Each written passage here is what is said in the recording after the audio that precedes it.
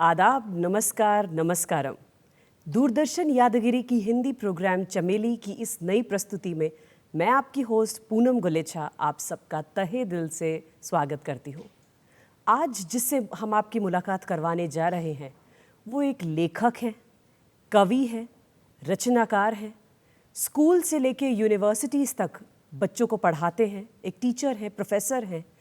भारत में ही नहीं, भारत के बाहर हिंदी का परचम लहराकर 15 साल बाद आज भारत वापस लौटे हैं।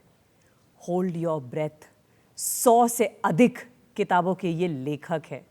It is our proud privilege कि आज हमारे साथ दूरदर्शन के स्टूडियो में डॉक्टर गोपाल शर्मा जी आए हैं। आपका बहुत बहुत स्वागत है दूरदर्शन के स्टूडियोज़ में गोपाल जी। मुबारक कि आपने सेंचुरी मारी है। क्रिकेट का फीवर हर जगह देश में छाया हुआ है। 100 से ज़्यादा आप किताबें लिख चुके हैं, तो हमारी बहुत बहुत शुभकामनाएं इस पर। आपकी इस जर्नी की शुरुआत कैसे हुई? 100 किताबें लिखना कोई छोटी बात नहीं है, तो इसकी शुरुआत कहाँ से हुई? आज जब मैं आपके सामने अपनी सभी कार्रवाइयों को या कारस्तानियों को आपके सामने प्रस्तुत करूंगा जी, तो मुझे स्वयं आश्चर्य होगा कि मैंने इतना कार्य कैसे कर लिया। जी, लेकिन यह कहानी बताने से पहले मैं आप सबको, क्योंकि जो यादगिरी और चमेली के सुनने वाले हैं, देखने वाले हैं, जी, उनको सबसे पहले मैं प्रणाम कहूँगा और यह कहूँगा कि वही इस कार्य के हेतु हैं। यदि वे न होते, यदि सुनने वाले पढ़ने वाले न होते तो लिखने वाले भी न होते। जी, मैंने कुछ किया नहीं है, बल्कि लोगों ने मुझसे करवा लिया है। अब मैं अपनी जर्नी के बारे में आपको कुछ बताऊंगा। जी, और इसलिए नहीं बता रहा हूं क्योंकि मैंने कोई बहुत बड़ी सेंचुरी मारी है।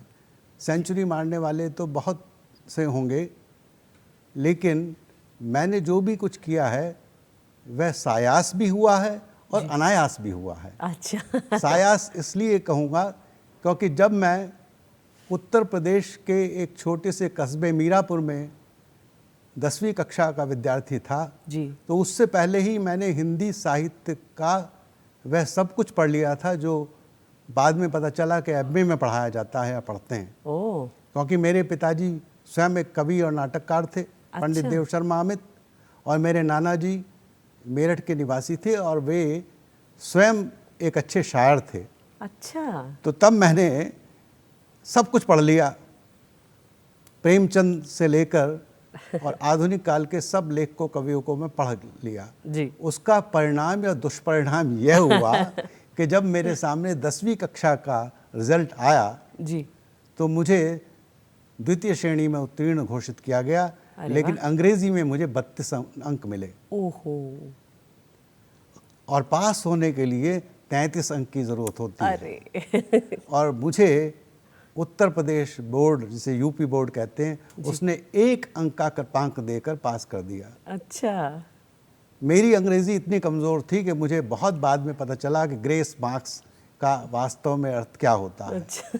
और तब मैंने निश्चय किया कि हिंदी तो मेरी मातृभाषा है। जी, हिंदी में तो मैंने बहुत पढ़ लिया और फिर मैंने अंग्रेज़ी की तरफ रुख किया जी, जी, और स्वाध्याय के द्वारा ही इंटरमीडिएट किया, बीए किया। जब मेरे सभी सहपाठी बीएड में दाखला लेकर के जीवन में खड़ा होने की कोशिश कर रहे थे, मैंने एमए अंग्रेज़ी मेरठ विश्वविद्यालय से अंग्रेज़ी में एमए किया और अपनी कक्षा में सर्वप्रथम आया। क्या बात है। क्योंकि मैंने इन 6 सालों में हिंदी को पीछे कर दिया और अंग्रेज़ी पढ़ने लगा। बीच में इमरजेंसी आई। जी, इमरजेंसी के बाद जनता दल का शासन आया जी, और मुझे एक गुरु मिले, धीरेन्द्र ब्रह्मचारी।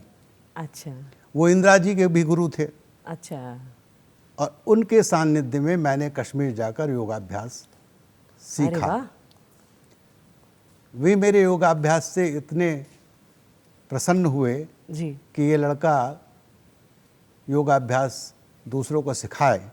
जी। इसके लिए उन्होंने मुझे Indian institute of science Bangalore में भेजा अरे वाह। और वहाँ मुझे योग टीचर के रूप में नियुक्ति मिली। जी मेरी क्वालिफिकेशन योगा की इतनी नहीं थी। जी योगाभ्यास तो मुझे उतना ही आता था जितना एक बच्चे को आता है, जी सामान्य विद्यार्थियों को आता है, क्योंकि मैं अंग्रेज़ी जानता था जी और अंग्रेज़ी में बोल करके बता सकता था कि शासन को इस प्रकार से करना चाहिए।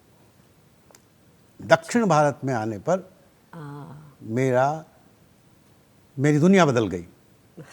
मैंने देखा कि बेंगलोर एक नया शहर है जी और यहाँ अंग्रेज़ी का प्राधान्य है और धीरे धीरे करके मैं अपनी पुरानी उसी अंग्रेज़ी की तरफ दौड़ा और तब मेरा हैदराबाद से परिचय हुआ कि हैदराबाद बड़ी चीज़ है अंग्रेज़ी के लिए, क्योंकि यहाँ पर central institute of English and foreign languages जी सी जिसे आजकल इफ्लू कहते जी। हैं, पहले उसको सिफिल कहते हैं। जी, जी। मैंने वहाँ से 2 साल का इंग्लिश टीचिंग में डिप्लोमा किया, PGCTE, PGDTE, जी और नॉय और इंग्लिश जो हिंदू में आता है उसके लेखक उसमें प्रोफेसर थे प्रोफेसर सुब्रमण्यम, एक और प्रोफेसर थे प्रोफेसर शिवेंद्र किशोर वर्मा। उनके सानिध्य में आकर के मैंने यहाँ पर ये कोर्सेज किए और मैं हैदराबाद आ गया।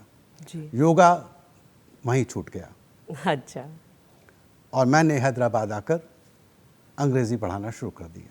अच्छा मैं अंग्रेज़ी का शिक्षक हो गया, लेकिन मैं 2 नावों में सवार था। मन मेरा अंग्रेज़ी की तरफ नहीं था बल्कि हिंदी की तरफ था जी और मेरा मस्तिष्क अंग्रेज़ी की तरफ था। जी तो मैंने इसी तरह से चलता रहा कि यकायक 1995 में दक्षिण भारत हिंदी प्रचार सभा जी से मेरा परिचय हुआ और जब मैं दक्षिण भारत हिंदी प्रचार सभा और वहाँ के गुरुओं से मिला तो उन्होंने मुझे हिंदी की तरफ प्रेरित किया। मैंने हिंदी में MA किया, अच्छा हिंदी में MPhil किया।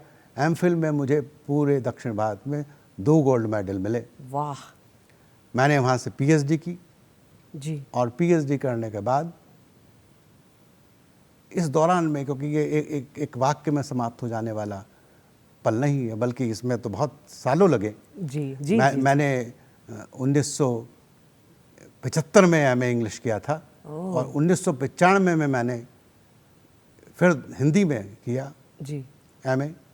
मेरी उम्र 40 साल की हो गई थी तब तक। अच्छा तो जब मैं यहाँ आया तो मैंने एक चीज़ नोट की कि मैं ना हिंदी में हूँ ना अंग्रेज़ी में हूँ। एक बड़ी अजीब बात हुई जो मैं आपको बताऊंगा। मैं मेरठ यूनिवर्सिटी का हाईएस्ट मार्क्स प्राप्त किया हुआ विद्यार्थी था और अच्छा खासा यहाँ पर अंग्रेज़ी ही पढ़ा रहा था जी। लेकिन यहाँ के वातावरण में और कुछ लोगों ने मेरे साथ एक मजाक करना शुरू किया कि मिलिए गोपाल शर्मा से। ये गोपाल शर्मा हैं, ये मेरठ यूनिवर्सिटी से अंग्रेज़ी में MA हैं हिंदी माध्यम से। हिंदी माध्यम कैसे हो गया? क्योंकि ये सोचते थे दक्षिण भारत में कि असली अंग्रेज़ी तो अंग्रेज़ी माध्यम से यहाँ पढ़ाई जाती है, यूपी बिहार में तो लोग हिंदी माध्यम से अंग्रेज़ी में भी पढ़ते होंगे। तो मैंने एक बार फिर अंग्रेज़ी माध्यम तथाकथित अंग्रेज़ी माध्यम से उस्मानिया यूनिवर्सिटी से फिर MA अंग्रेज़ी में करने की सोची। अच्छा इसी दौरान मैं B.Ed और M.Ed कर चुका था भारती दासन यूनिवर्सिटी से और अन्नामलाई यूनिवर्सिटी से जी। और मैंने फिर MA यहाँ यूनिवर्सिटी से किया और फर्स्ट डिवीज़न आई। वहाँ मेरी सेकंड आई थी, यहाँ मेरी फर्स्ट डिवीज़न आई। और उस MA इंग्लिश करने के लिए मुझे यूनिवर्सिटी ने BA फिर कराया। ओह कि आपको BA करना पड़ेगा तभी आप MA कर सकते हैं हमारी यूनिवर्सिटी में। तो 3 साल BA किया फिर 2 साल MA, फिर 2 साल MA किया। ओ बाप रे। और मैं उधर MA अंग्रेज़ी कर रहा था, उधर दक्षिण भारत हिंदी प्रचार सभा के कुछ प्रोफेसर्स का, जैसे प्रोफेसर दिलीप सिंह और प्रोफेसर ऋषभदेव शर्मा जी। इनके सानिध्य में आने पर इन्होंने मुझे ही नहीं बल्कि मेरी पत्नी को भी इस रास्ते पर चला दिया कि मेरी पत्नी ने भी फिर MA हिंदी किया, अच्छा MA अंग्रेज़ी किया और MPhil किया और 2 गोल्ड मेडल लिए उन्होंने भी। अरे वाह। हम शायद दक्षिण भारत में पहले पति पत्नी हैं जिनको विश्वविद्यालय में 2 गोल्ड मेडल मिले। वाह। उन्होंने फिर पीएचडी की। तो अच्छा। मेरे पास इतना कुछ हो गया था हिंदी का। जी और इसी दौरान हिंदी हिंदी चारों तरफ हिंदी हो गई, घर में भी हिंदी, बाहर भी हिंदी। जी जी। केवल कक्षा में जहाँ मैं पढ़ाता था, जो लेक्चर्स लेता था, वहाँ अंग्रेजी थी। यहाँ तभी एक नया अखबार आया, जी। उस अखबार का नाम था स्वतंत्र वार्ता। अच्छा। वहाँ के एक जो नए शुक्ला जी, राधेश्याम शुक्ल, डॉक्टर राधेश्याम शुक्ल संपादक, जी। उन्होंने मुझे अवसर दिया और लगातार 7 सालों तक हर संडे को मैं वहाँ छपता रहा। अरे वाह। मिलाप, दक्षिण समाचार। जी। और मैंने लिखा, मैंने लिखता, तब से मैं लिखता चला गया। सन 2001 से लिखता चला गया, क्योंकि मैंने उसके बाद फिर मैंने लिखने का कार्य जारी रखा। जी। मैं पढ़ाता रहा, मेरी पत्नी भी पढ़ाने लगी। अच्छा। केंद्रीय विद्यालय में। तो इस तरह से आगे हमारी जीवन की नैया बढ़ती चली जा रही थी। मैं लिख रहा था, लेकिन छप रहा था, कोई पुस्तक मैंने नहीं लिखी थी। अच्छा। अचानक मुझे ऐसा लगने लगा, आपको मैंने बताया कि मुझे लोगों ने कहा कि शर्मा जी आप तो हिंदी मीडियम से एमए इंग्लिश हैं। जी। तो किसी ने मुझे ये भी कहना शुरू किया कि आप चूंकि उत्तर भारतीय हैं, जिसे दक्षिण भारत में आप प्रोफेसर नहीं बन सकते। अच्छा। आप रीडर बन सकते हो। ओह। एक ज़माना था जब तेलंगाना का प्रभाव यहाँ पर, तेलंगाना नहीं बना था। नहीं बना था, हाँ। तो उस समय आप उस्मानिया यूनिवर्सिटी में जाते थे तो वहाँ पर चौकीदार भी आपसे पूछता था कि आप आंध्रा के हो कि तेलंगाना के हो। ओह। उस समय तो उस समय ऐसा वातावरण था कि मुझे प्रोफेसर बनने की अपने रास्ते में ऐसा लगा कि मैं शायद प्रोफेसर नहीं बन पाऊंगा यहाँ पर। जी। तब मुझे मौका मिला कि मैं बाहर जाऊं। अच्छा। और मैं 2005 में जितना लेखन कार्य था वो सारा का सारा यहीं छोड़ करके एक गोलकुंडा दर्पण नाम की पत्रिका यहाँ पर प्रकाशित हुई, कविता प्रधान, उसमें मैंने लिखा यहाँ दक्षिण भारत में हिंदी की जितनी गतिविधियाँ होती थीं उन सब में मैंने सक्रिय रूप से भाग लिया। अच्छा।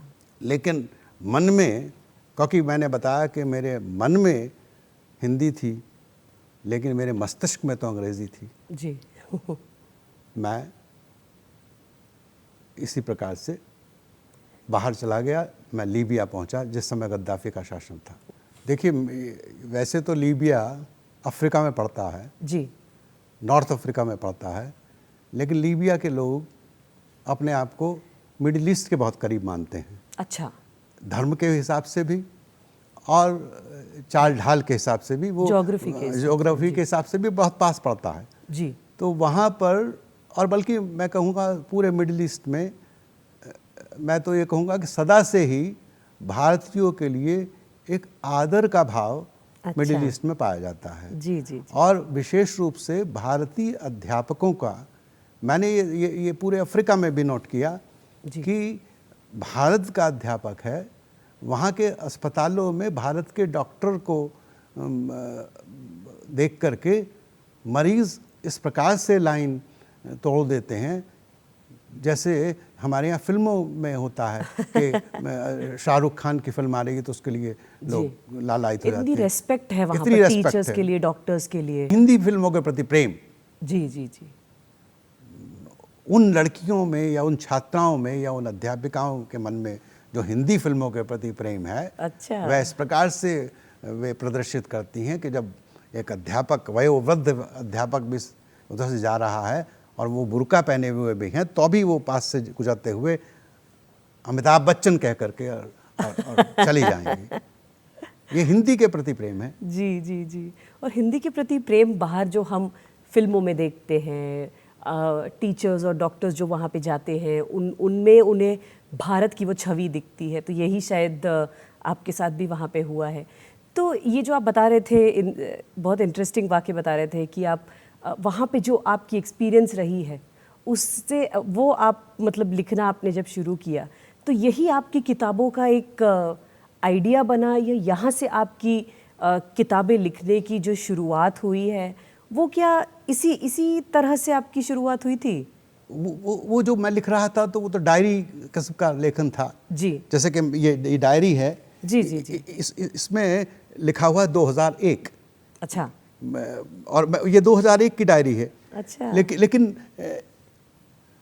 एक दूसरा कार्य ये हुआ, जिस प्रकार से भारत के विश्वविद्यालयों में विद्यार्थी जब पढ़ने जाते हैं तो उनको पुस्तकें बाहर से खरीदनी पड़ती हैं, जी लेकिन विदेशी विश्वविद्यालयों में जो अध्यापक जाता है उसको स्टडी मटेरियल भी विद्यार्थी को देना पड़ता है। ओ अगर हम एक आउटलाइन दी जाती है, कोर्स आउटलाइन, जी और विद्यार्थी से अपेक्षा की जाती है और अध्यापक से अपेक्षा की जाती है कि वे दोनों मिलकर उसको डेवलप करें कोर्स अच्छा। को, और उसके बाद वह विद्यार्थियों को दिया जाता है ये कोर्स मटेरियल है। अच्छा। पहले दिन ही कक्षा में वह कोर्स मटेरियल दे दिया जाता है जी। कि ये आपका कोर्स है, ये कोर्स मटेरियल है। वह कोर्स मटेरियल ही इतना एग्जॉस्टिव होता है कि वो बाद में मेरे लिए कई किताबें बनी, N outline of general linguistics, अच्छा लिटरेरी क्रिटिसिज्म एंड थियोरी, इस तरह की 5-6 पुस्तकें मैं केवल थोड़ा सा बदल करके उनको बाद में प्रकाशित करा सका। जी विदेशी विश्वविद्यालयों में भारतीय विश्वविद्यालयों से अलग पढ़ाई होती है। हमारे यहाँ पहले से ही मौजूद है सब चीज़ें। जी बिल्कुल, वहाँ लोग इकट्ठा क्योंकि करते हैं। हमारे यहाँ बोर्ड्स होते हैं जो सारा करिकुलम वगैरह बना के देते हैं स्कूल्स में और बच्चों को। वहाँ वो कहेंगे शेक्सपियर अच्छा। पढ़ाना है आपको, वर्ड्सवर्थ पढ़ाना है आपको, जयशंकर प्रसाद पढ़ाना है, लेकिन क्या पढ़ाना है ये आपको तय करना पड़ेगा विद्यार्थियों से। आप शेक्सपियर का कौन सा ड्रामा पढ़ना चाहते हैं? अच्छा। ओके, अगर आपको ये पढ़ना है हमको, जी ये नहीं पढ़ना हमको। बट ये भी काफ़ी अच्छी बात है बिकॉज इसमें आपका जो बैकग्राउंड रहा है, आपने एमए किया है, आपने फिर पीएचडी वगैरह करी है, तो एकेडमिक्स के प्रति जो आपका शुरू से झुकाव रहा है, जो आपका एक्सपोजर रहा है, जो आपका लगाव रहा है एकेडमिक्स के प्रति, उसने ये काफ़ी मदद करी होगी आपकी रिसर्च को इतना स्ट्रॉन्ग बनाकर बच्चों के सामने एक पर्सपेक्टिव प्रेजेंट करके फिर उनका ओपिनियन लेकर ये बनाना। आप तो काफ़ी हिट रहे होंगे बच्चों के। बिल्कुल। इस हिट में जी कई बार शशोपंज में और परेशानी में पड़ जाते थे। अच्छा। क्योंकि यदि आपने बहुत अच्छा बना लिया है स्टडी मटेरियल और वो आपका नाम लिखा हुआ है और उसी स्टडी मटेरियल को किसी दूसरे प्रोफेसर ने देख लिया और उसमें अपना नाम डालकर दे दिया, तो वहाँ उस व्यक्ति की नौकरी चली जाती थी। अच्छा। वहाँ आपको ओरिजिनल होना पड़ेगा। बिल्कुल। आपके विद्यार्थियों को भी, तो उससे क्या होता है कि creative thinking, creative writing skills and individuality आपकी दिखाई देती है। बिल्कुल। और जो विद्यार्थी जो पढ़कर आते हैं, वहाँ कन्वोकेशन पहले होता था, एग्जामिनेशन बाद में होती थी। अच्छा। क्योंकि विद्यार्थी कहता था कि मुझे पास तो होना ही है, तो मैं टेंशन के बाद क्यों ये ड्रेस पहनूं काली। करेक्ट। वो पहले कन्वोकेशन करवाते थे। अच्छा। क्योंकि उनको इतना विश्वास था, कॉन्फिडेंस हाँ। था कि पास तो हम होंगे। अच्छे कितने अंक आएंगे उससे हमें कोई मतलब नहीं। जी। तो जो स्ट्रेस का भारत में चल रहा है, ये देखिए कि वो उनको ये पक्का पता है कि आपको पास तो होना ही है, ग्रेड ही तो आना ही है ना। जी। भारत के हर स्कूल कॉलेज में विद्यार्थियों की अनुशासनहीनता की बहुत खबरें आती हैं। जी। लेकिन मेरे जीवन के 15 वर्षों में मैंने कभी भी विद्यार्थियों को अपने बाद आते हुए नहीं देखा और मेरे कक्षा छोड़ने के बाद भी वो बैठे रहते थे। अच्छा। और कभी अगर मैं किसी कक्षा को नहीं लेता हूं तो वो ये कहते थे कि इसके बदले में क्यों नहीं आप दूसरी कक्षा कब लोगे। अरे वाह। ये कभी अटेंडेंस की कोई समस्या नहीं हुई। लेकिन दूसरी तरफ ये भी बात है कि जब मैंने कक्षाओं में देखा कि विद्यार्थी हैं लेकिन लड़कियां ही लड़कियां हैं, लड़के कहाँ हैं लीबिया में, एक बार मैंने पूछा। अच्छा। 4-5 लड़के बैठे हुए थे। तो उन्होंने कहा, लड़कियों ने, कि लड़के हैं पुलिस में या मिलिट्री में। Oh. Girls are given education and boys are given education वाह। To go to war. Oh. This is Libya. जी जी। But in some African countries, this is different. अच्छा। They study and MA की class में average student की as 50 years होती है। 50? 50 बाप रे। because they can't afford that kind of education. They collect money for 20 years, 10 years and then they get masters. पर तारीफ करनी होगी, मतलब वहाँ पे फिर भी एजुकेशन के प्रति 50 साल की उम्र में एवरेज जो आके पढ़ने की उनकी जो इच्छा है जी, देखिए वो अभी भी इतनी मतलब जागरूक प्रगाढ़ है। है। हाँ, मतलब वो पढ़ना चाहते हैं, वो आकर पैसा उसमें जोड़ते हैं, करते हैं। बहुत काबिले तारीफ है ये इसीलिए वो बात। क्लास नहीं छोड़ते। हाँ, इसीलिए वो क्लास नहीं छोड़ते। करेक्ट। लेकिन उन कंट्रीज में, साउथ अफ्रीका में जी। और ईस्ट अफ्रीका में 100% अटेंडेंस होती है। वे गरीब मुल्क हैं, जी। 57 मुल्क हैं अफ्रीका के, जी। बहुत गरीब हैं। जो व्यक्ति यहाँ पर भारत में आए थे और अफ्रीकन यूनियन को शामिल किया गया जी। G20 में, जी जी जी जी। उनके देश में बहुत गरीबी है और 25 लाख लोग हैं उनके देश में। अच्छा। लेकिन वे लोग मेहनत करके आगे आना चाहते हैं। ये दुर्भाग्य है कि भारत जैसा प्रजातंत्र किसी भी देश में नहीं है। ये भी बात है। जी, इसी बात पे हम लेते हैं एक छोटा सा ब्रेक।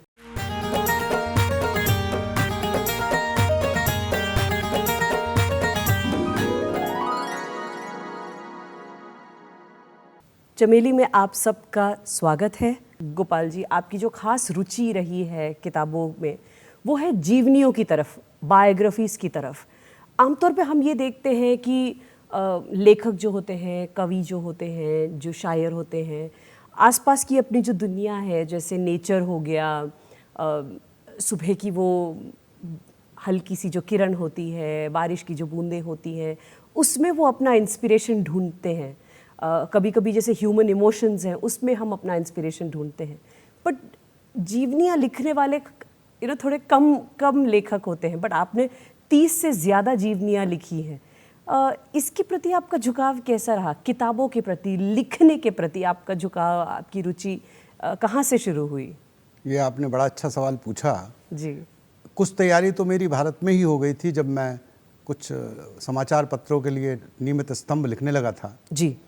और उसमें ख़ास बात ये होती है कि यदि किसी महान साहित्यकार की मृत्यु होती है तो श्रद्धांजलि स्वरूप उसके जीवन को लिखा जाता है और उसको लोग पढ़ते हैं दोबारा से।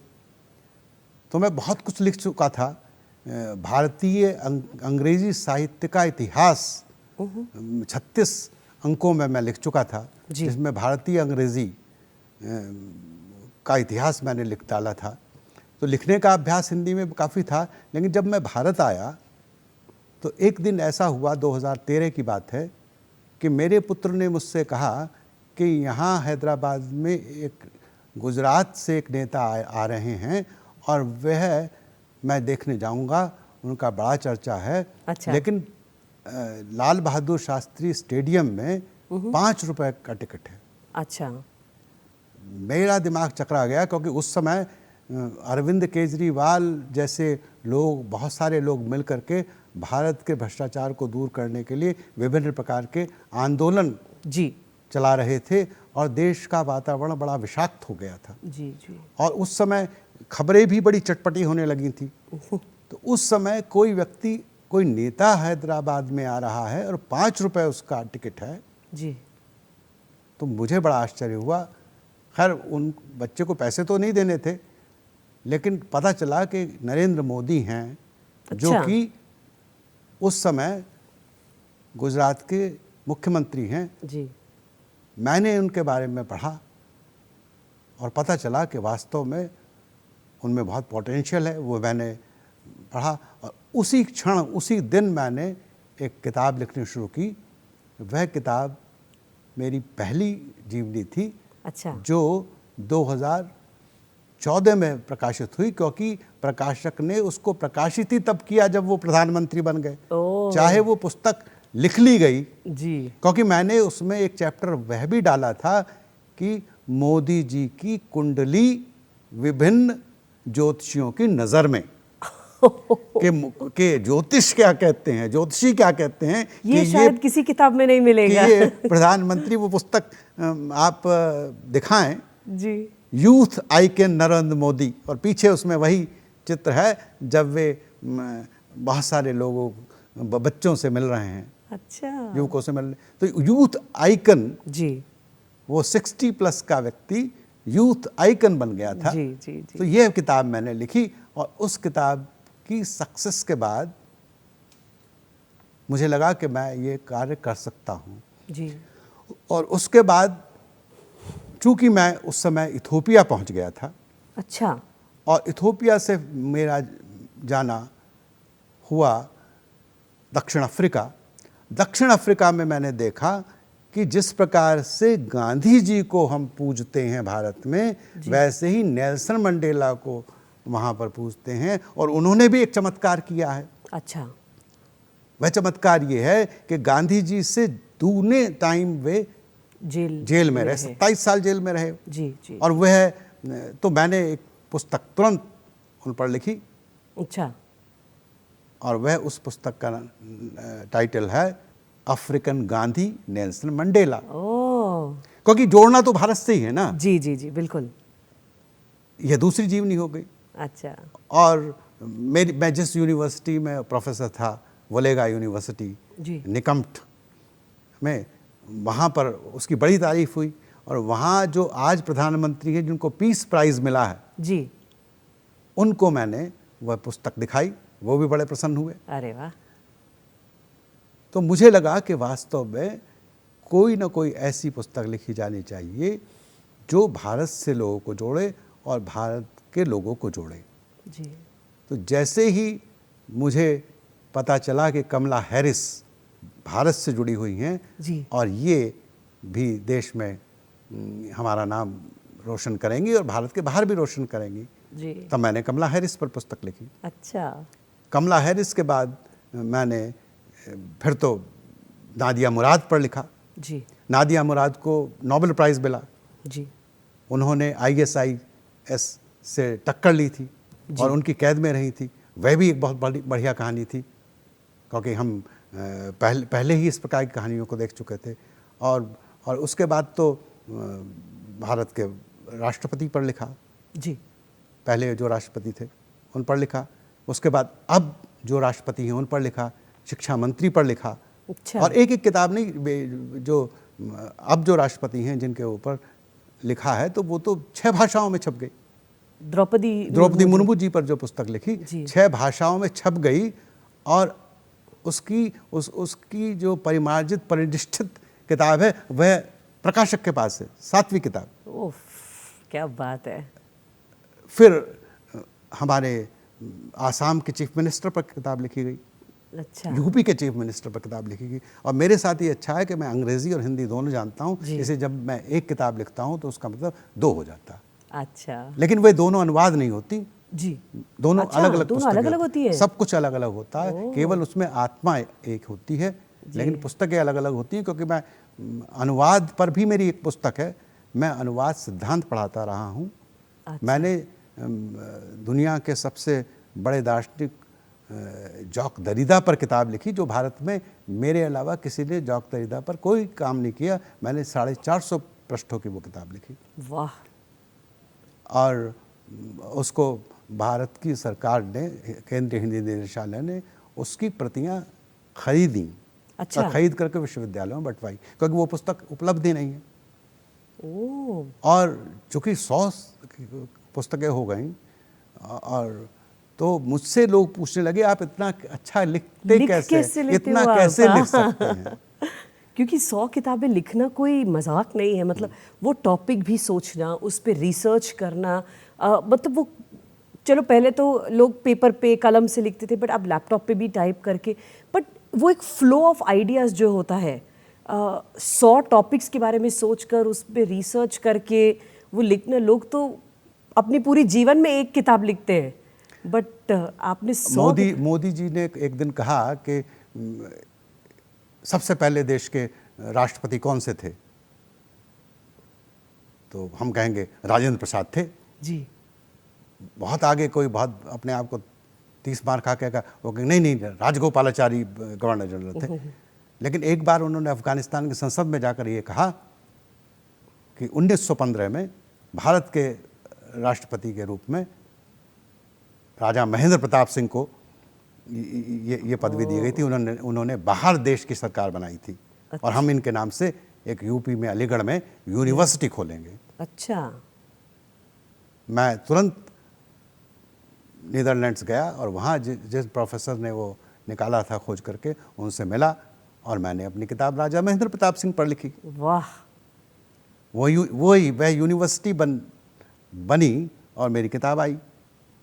मेरी पुस्तकों को खरीदने वाला गोपाल शर्मा के नाम से पुस्तक नहीं खरीदता है, बल्कि वह खरीदता है राजा महेंद्र प्रताप सिंह की, द्रौपदी मुर्मू जी के लिए खरीदता है, या निशंक जी पर मेरी 4 किताबें हैं। उन्होंने कहा कि मैंने बहुत हिंदी पे लिखा है, आप मुझ पर लिखिए। अच्छा। तो मैंने कहा मैं तो अंग्रेजी का प्रोफेसर हूँ। तो उन्होंने कहा नहीं, मैं तो हिंदी में लिखता हूँ। अच्छा। तो मैंने कहा तो ठीक है, मैं आपको हिंदी में भी लिख दूंगा एक किताब जी, और अंग्रेजी में लिखूंगा। तो जब उनको कोरोना हो गया और उनके जीवन की लोग दुआएं मांगने लगे, तो वो हर रात को 2 या 3 कविताएं लिखते थे। अच्छा। और उन 2-3 कविताओं को मैं उसी दिन ट्रांसलेट कर देता था और उनको मैं वो किताब छपी।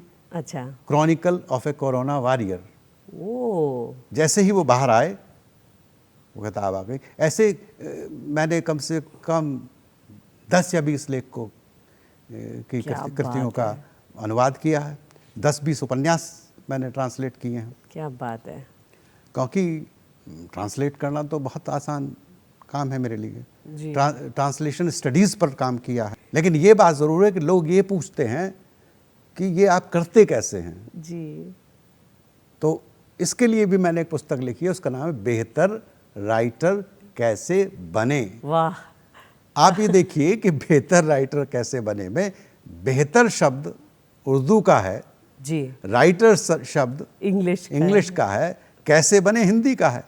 क्या बात है। तो अगर आपको बेहतर राइटर बनना है जी, तो उसमें हमने कुछ सूत्र दिए हैं। अच्छा। और वह जिस प्रकार का लेखन मैं करता हूँ, एक लेखन होता है जिसे कहते हैं क्रिएटिव राइटिंग। जी। भारतवर्ष का ये दुर्भाग्य है कि हम लोग क्रिएटिव राइटिंग के कोर्सेज विश्वविद्यालयों में बहुत कम चलाते हैं। जी। जहाँ चलाते भी हैं वहाँ बंद हो जाते हैं। हिंदी के तो चलने से पहले ही बंद हो जाते हैं। अच्छा। क्योंकि हिंदी में हर कवि, या बुरा मत मानिए और मेरे बहुत सारे दर्शक बुरा मानेंगे भी जी, लेकिन हिंदी में हर कवि अपने आप को अच्छा कवि समझते, इसीलिए यह बेहतर शब्द दिया, क्योंकि सब लोग अपने को अच्छा कवि लेखक मानते हैं। इसलिए मैंने कहा बेहतर कैसे बने जी। लेकिन आज गुड बनना ही दुश्वार है, बेहतर तो क्या बनेंगे। तो अगर आपको बेहतर राइटर बनना है तो बेहतर रीडर बनिए। अच्छा। रीडर बनने पर ही आप राइटर बन सकते हैं। मेरे जैसा अगर आपको बनना है या बहुत कुछ लिखना है तो बहुत कुछ पढ़ना भी होगा। मैं आपको बता दूं कि मैंने जब क्रिएटिव राइटिंग शुरू की तो मैं डरता था अच्छा कि मैं कुछ लिखूंगा तो लोग बुरा मान जाएंगे। अरे, मैं यहाँ की काव्य गोष्ठियों में जाता था तो मेरी पत्नी कहती थी अखबार में फ़ोटो आते हैं सबके, लेकिन आपका तो फ़ोटो भी नहीं आता, आप इतना पूरा दिन बर्बाद कर देते हैं। तो एक दिन मेरा फ़ोटो आ गया। अच्छा। वे खुश हो गई, लेकिन उन्होंने कहा कि ये इसमें तो आपका तो नाम तो है नहीं, फ़ोटो तो आ गया है छोटा सा आपका, लेकिन नाम नहीं है। तो मैंने कहा देखिए, ध्यान से देखिए, इसमें लिखा है XYZ और अन्य, ये और अन्य में मेरा नाम है। वे हंस पड़ी जी। और मैंने एक पहला व्यंग लिखा और अन्य। अरे वाह, सुनाइए आप व्यंग भी सुनाने वाले सुनाऊंगा जी। तो मेरी ये हिम्मत नहीं हुई कि जिन लोगों के नाम हैं हाँ। उन लोगों के सामने मैं इसको प्रकाशित करूं। प्रकाशित हो गया वो व्यंग। अच्छा। लेकिन वो वैनतेश शास्त्री के नाम से। ओह। तो मैं सन 1995 से मैंने वैनतेश शास्त्री के नाम से लिखना शुरू किया और यहाँ की तमाम दक्षिण भारत की पत्र पत्रिकाओं में वैनतेय शास्त्री के नाम से अनेक व्यंग छपने लगे। ओह, हरिवंश राय बच्चन की पीएचडी थीसिस W.B. ईट्स पर है, ओकल्टिज्म इन W.B. ईट्स, और वो लेक्चरर थे इलाहाबाद यूनिवर्सिटी के अंग्रेजी में, और उन्होंने पीएचडी 48 साल की उम्र में की।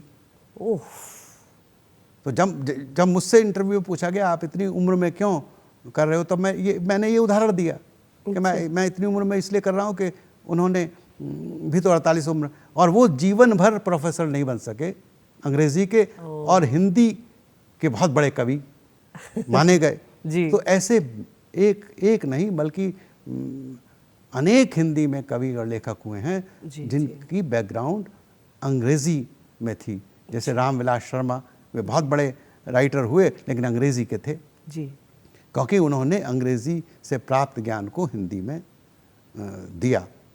आपका जैसे दोनों भाषाओं में काफ़ी एक्सपोजर रहा है, आपने दोनों में पीएचडी करी है, आप ये बताइए कि ये कंपैरिजन पता नहीं सही है या गलत, बट इंग्लिश और हिंदी मतलब किस तरह से अलग है, किस तरह से जुड़ी हैं, अगर जुड़ी हैं तो?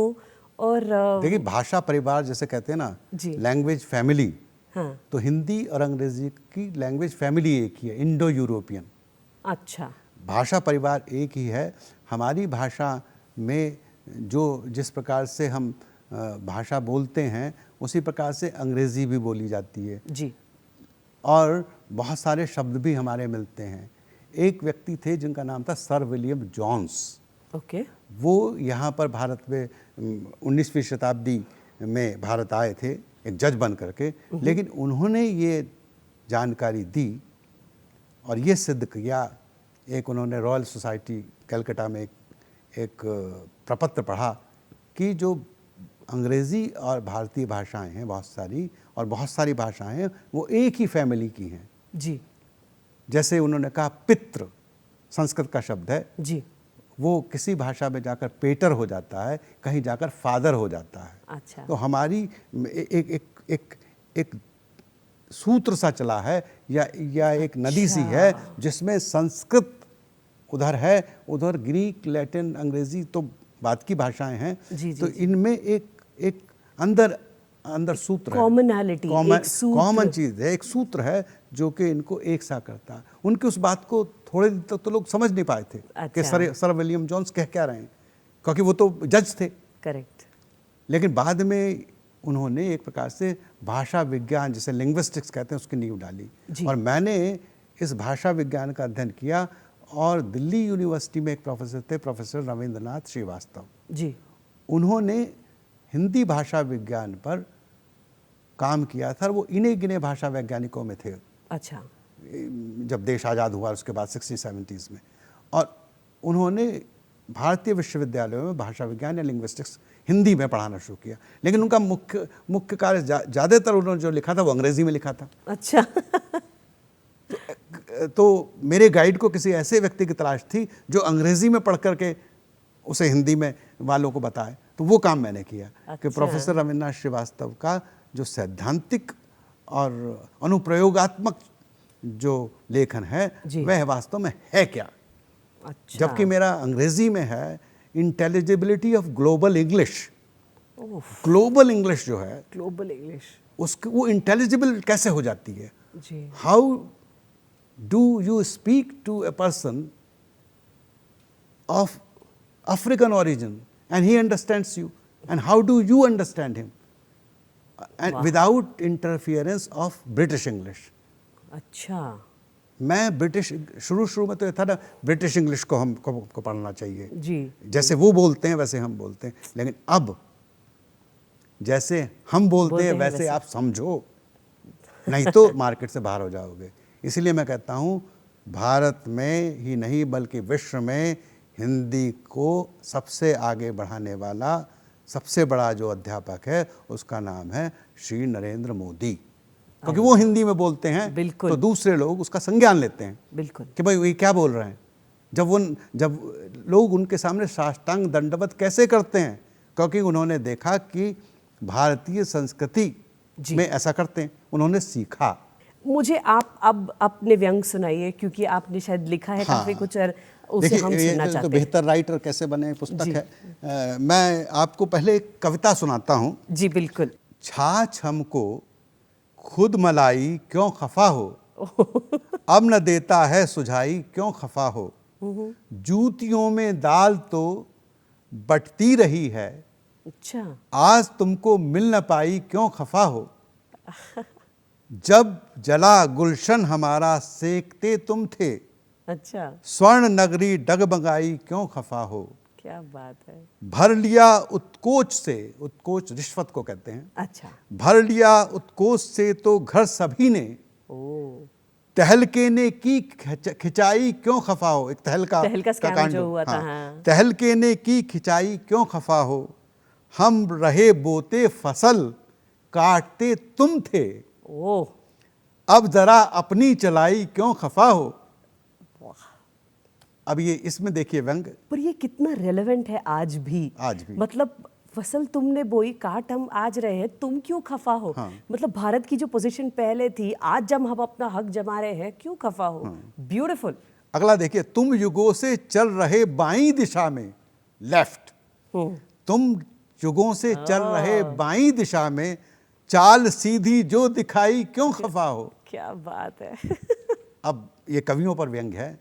बाल कवियों के यूं ही बढ़ते रहे हैं, कवि जो होते हैं बढ़ा कर रखते हैं। जी जी जी।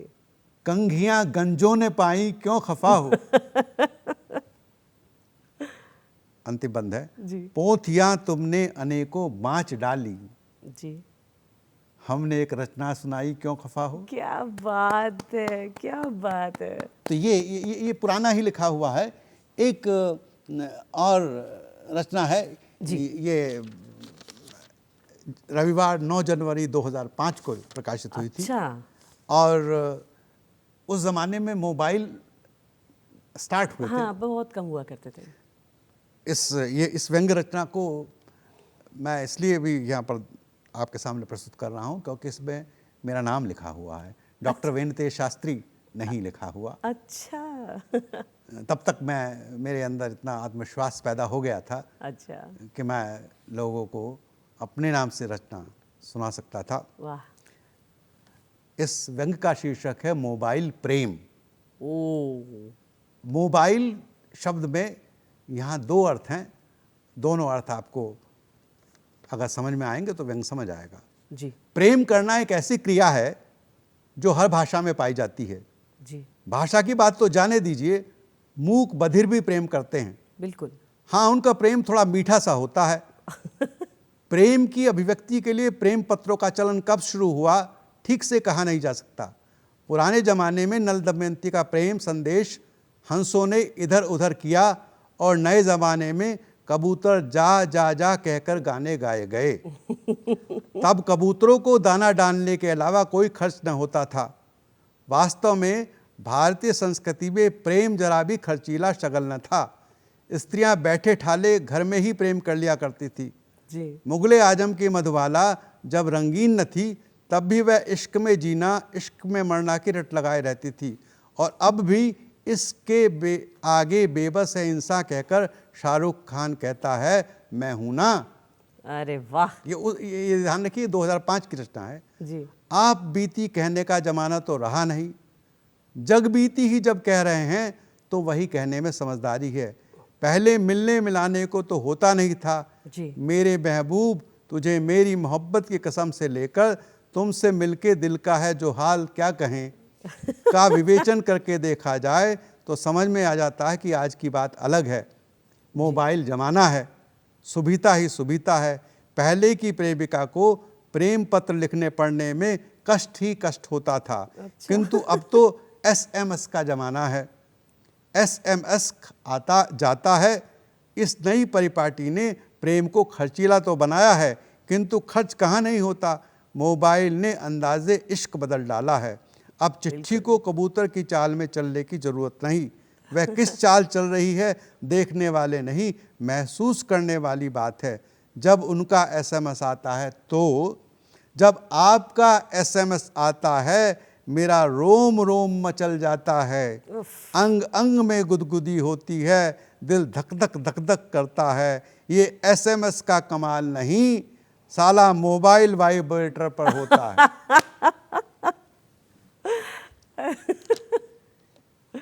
ये हर फिक्र को धुएं में उड़ा देने वाली बात है। जी।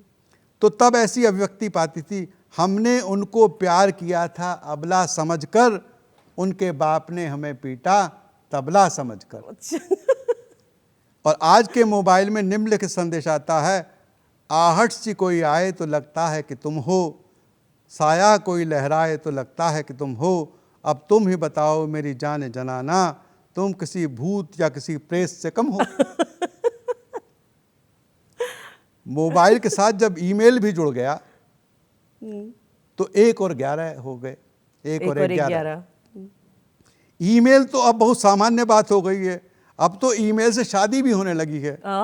हमारे जमाने में फीमेल से शादी होती थी। अच्छा।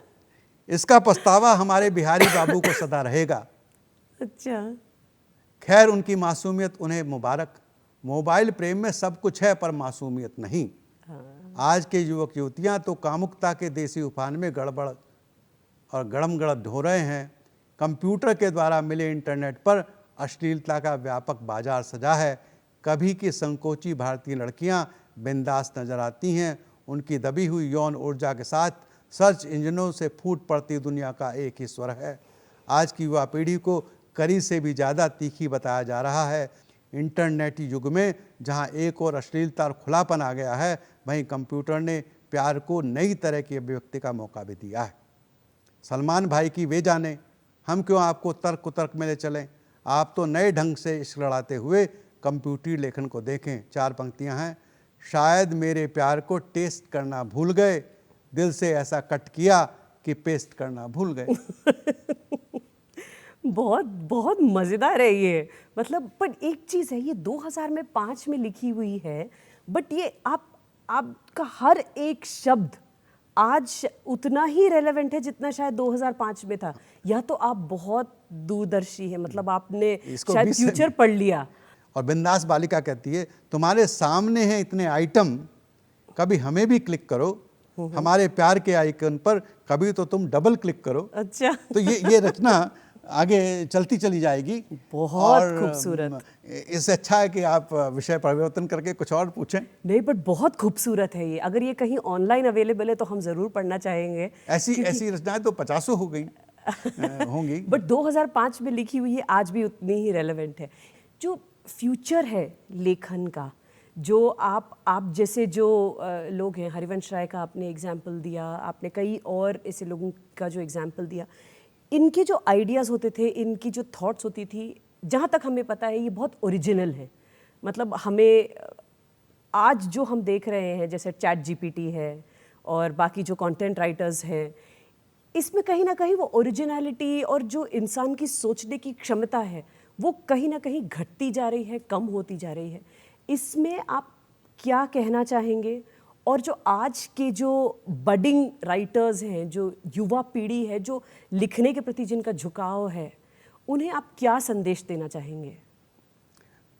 मुझे आपकी बात सुन कर के 2 राइटर्स का ध्यान आ रहा है। एक तो पुस्तक थी फ्यूचर शॉक, फुकुयामा की किताब थी। वो सन 75 में निकली थी, जब हम लोग कॉलेज में पढ़ रहे थे और नए। तो उन्होंने कहा था कि एक दिन ऐसा आएगा कि हम एक पेन खरीदेंगे और उसको लिख करके उसको पेन को फेंक दिया करेंगे। थ्रो अप कल्चर उन्होंने नाम दिया था कि हम चीज़ों को यूज़ करेंगे, और यूज़ एंड थ्रो शब्द बना जी। तो हमें बड़ा आश्चर्य हुआ था, क्योंकि उस ज़माने में हम अपने पेन में निब डलवा लिया करते थे। लेकिन वो हुआ। ऐसे ही आज एक और राइटर हैं, युवाल नोआ हरारी, इज़राइल के हैं। वो कहते हैं कि IE ऐसा आया है जिसको हमारे यहाँ आर्टिफिशियल इंटेलिजेंस कहते हैं, या AI IE नहीं, हाँ AI।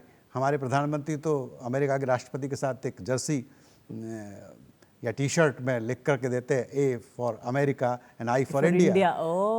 लेकिन वास्तव में ये है, भस्मासुर से जुड़ती है। एक भस्मासुर नाम का एक दैत्य था हमारे मिथ की जीवन में आता है बिल्कुल। कि जो बड़ा ही विध्वंसक हुआ। आईई हमारे सामने अभी शैशव में है और चैट जीटीपी और बार्ड एआई को मैं प्रतिदिन प्रयोग करता हूँ। मैं पहले हिंदी दिवस के उपलक्ष्य में जाया करता था हिंदी के बारे में बोलते समय, जी। और एक बात कहा करता था, एक दोहा पढ़ा करता था, निज भाषा उन्नति है सब उन्नति को मूल, बिनु निज भाषा ज्ञान के मिटे नहीं को शूल। भारतेंदु हरिश्चंद्र का बलिया वाला व्याख्यान बहुत लंबा है जो उन्होंने अपने मस्तिष्क से और दिल से निकाल करके रखा है, और आज भी इतने साल बाद, 150 साल बाद भी आज भी हर हिंदी दिवस पर वो पढ़ा सुना जाता है। अरे वाह। लेकिन आईई या जो भी उसका नाम AI रखिए या एआई रखिए, वह इस प्रकार की बातों को केवल जो जानकारी उसको बाद दे सकता है, लेकिन वह क्रिएट नहीं कर सकता। बिल्कुल, उसमें भावनाएं नहीं भावना नहीं है। बिल्कुल। तो वह आपके लिए एक अच्छा प्रेम पत्र लिख सकता है, वह आपको ये बता सकता है कि भारत ही नहीं, बहुत सारे विश्व में दूसरे देश ऐसे हैं जो हिंदी दिवस मनाते हैं। अच्छा। और भारत ही नहीं, अनेक देश ऐसे हैं जो अपनी अपनी भाषा का दिवस मनाते हैं, लेकिन वह ऐसी कविता नहीं लिख सकता जैसी भारतेंदु हरिश्चंद्र लिख गए, जिसको आज भी हम पढ़ते हैं। जी। तो यदि दिल से बात करनी है तो हमको आर्टिफिशियल इंटेलिजेंस के भविष्य को देखना होगा। क्या ऐसा दिन आएगा? यदि वह दिन आएगा तो हमारी और आपकी जरूरत ही नहीं पड़ेगी फिर। नहीं, बट ये बहुत कोई सना बैठ करके हमारा इंटरव्यू लेती होगी। बट ये अपने आप में बहुत डरावनी बात है। एक लास्ट, आप आज की जो युवा को है जो लिखना चाहते हैं, उन्हें आप 2 शब्दों में, 2 लाइन में क्या आप मैसेज देना चाहेंगे? अगर आप लिखना चाहते हैं, आज लिखना चाहते हैं, तो आज के लेखकों को पढ़ें और कल के लेखकों से प्रेरणा लें। यही मैं कहना चाहूँगा। यदि आप लिखना चाहते हैं तो आज के लिए लिखें, कल का ध्यान रखते हुए। और जब मैं कल कहता हूँ तो कल के 2 अर्थ हैं। जी।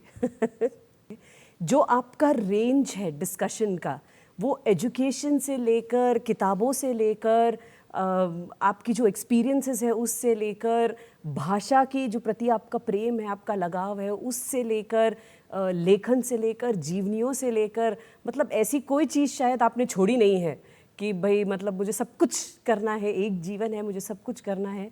बहुत काबिले तारीफ़ रही है आपकी जो भी आज तक की जो आपकी लाइफ की जर्नी रही है। बहुत मज़ा आया और हम बहुत ही शुक्रगुजार हैं कि आप दूरदर्शन के हमारे स्टूडियोज़ में आज आए, आज हमारे साथ जुड़े, हमें इतनी मज़ेदार बातों से रूबरू कराया। और हम ज़रूर चाहेंगे कि अच्छा, आपकी अगली किताबें जो आ रही हैं उनके बारे में भी क्विकली बता दीजिए हमें।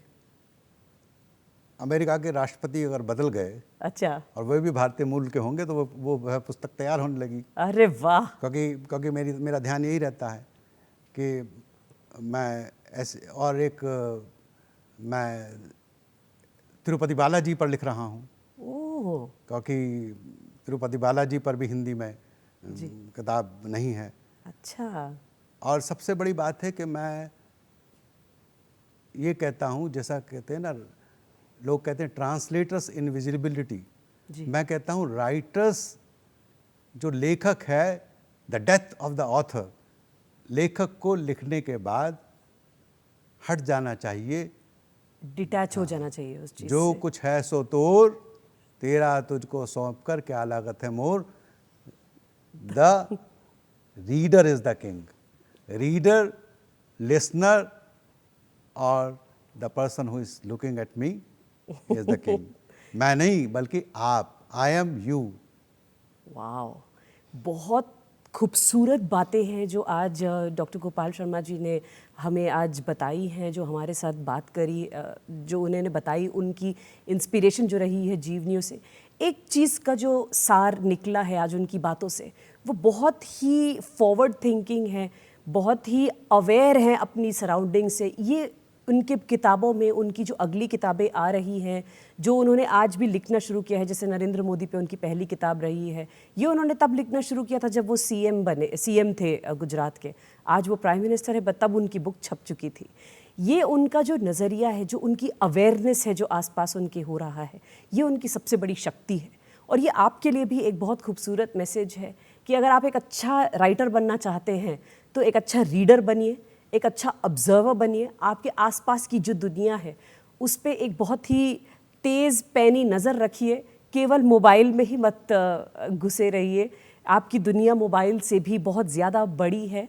किताबों की भी अपनी एक माया जाल है। जो गोपाल शर्मा जी ने 100 से अधिक किताबें लिखी हैं, प्लीज़ उन्हें पढ़िए और उनकी जीवन की ये जो सारी मेहनत है जो किताबों में उन्होंने उतारी है उससे आप रूबरू होइए। हमारा ये एपिसोड आपको बहुत अच्छा अगर लगा तो अगले हफ्ते भी हम एक नया एपिसोड लेकर आएंगे। दूरदर्शन यादगिरी के हिंदी प्रोग्राम चमेली की इस प्रस्तुति में मैं आपकी होस्ट पूनम गोलेछा आप सबका तहे दिल से शुक्रिया करती हूँ कि आज आप हमारे साथ जुड़े।